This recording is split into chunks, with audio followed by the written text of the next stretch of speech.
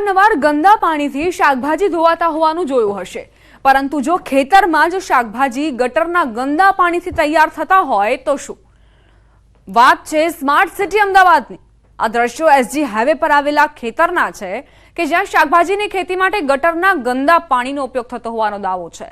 જાગૃત નાગરિકે વિડીયો ઉતારી વાયરલ કર્યો। વિડીયો વાયરલ થતા ખળભળાટ મચી ગયો। એક તરફ રાજ્યમાં નકલીની ભરમાર છે, ત્યારે બીજી તરફ હવે ખેતરમાં જ જો આ રીતે શાકભાજી તૈયાર થતા હોય તો લોકો ખાય શું? એસજી હાઈવે પાસે એક ખેતરનો વિડીયો બહાર આવ્યો છે। તેની અંદર જે ગટરના પાણી છે તેનાથી જે શાકભાજી તે ઉગાવવામાં આવી રહ્યું છે, અને સાથે જ એ ગટરના પાણી ખેતરોમાં ફરી વળ્યા છે, તેના કારણે આસપાસના લોકોને છે તે હાલાકી થઈ રહી છે। જોડાયા છે મારી સાથે હાર્દિકભાઈ। આપના તરફથી એક વિડીયો બનાવવામાં આવ્યો હતો, એ વિડીયો શું હતો, આ વિસ્તાર કયો છે, શું આપની સમસ્યા જોવા મળી રહી છે?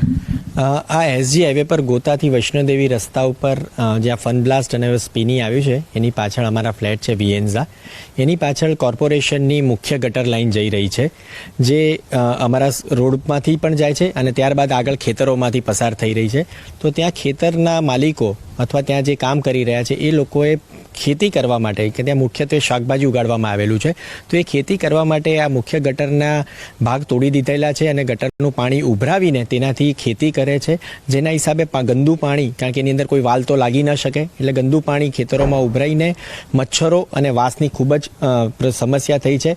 અમે વખતો વખત છેલ્લા 2 મહિનાથી ક્રોનોલોજીકલી ઘણા બધા લોકોને અમે કમ્પ્લેન કરેલી છે। સિટી એન્જિનિયર પોતે આવી ગયા છે અહીંયા, કમિશનર જોડે પણ, ડેપ્યુટી કમિશનર સાહેબ જોડે પણ ચર્ચા કરવામાં આવી અને એમના પ્રયત્નોથી થોડો ઘણો ફરક પણ પડ્યો, પરંતુ આનો કોઈ પરમેનન્ટ ઇલાજ નથી અને થોડા દિવસ માટે બંધ કર્યું જ્યારે કમિશનરને આપણે રજૂઆત કરી ત્યારબાદ, પરંતુ હાલ ખૂબ જ વાસ મારે છે અને મચ્છરો પણ પેદા થાય છે અને આવું અનહેલ્ધી પકવીને આપણે બધા ખાઈએ છીએ અને જેના હિસાબે આ જે સરકારની જે પ્રોપર્ટી કહેવાય કે જે ગટર લાઇન છે એની અંદર ભંગાણ કરીને સરકારી પ્રોપર્ટીનું આ રીતે નુકસાન પણ કરેલ છે અને વખતો વખત કોર્પોરેશનના દરેક જે ઓફિસર્સ છે એમને જાણ કરવામાં આવી છે, પરંતુ કોઈ પગલાં લેવામાં આવતા નથી।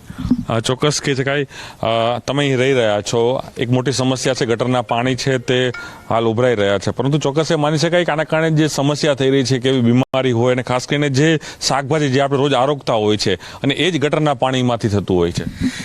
ચોક્કસ, જેમ કહેવાય છે કે હેલ્થ ઇઝ વેલ્થ, અને કોવિડ સમય પછી કોર્પોરેશને ઘણું સારું કામ કરેલું છે।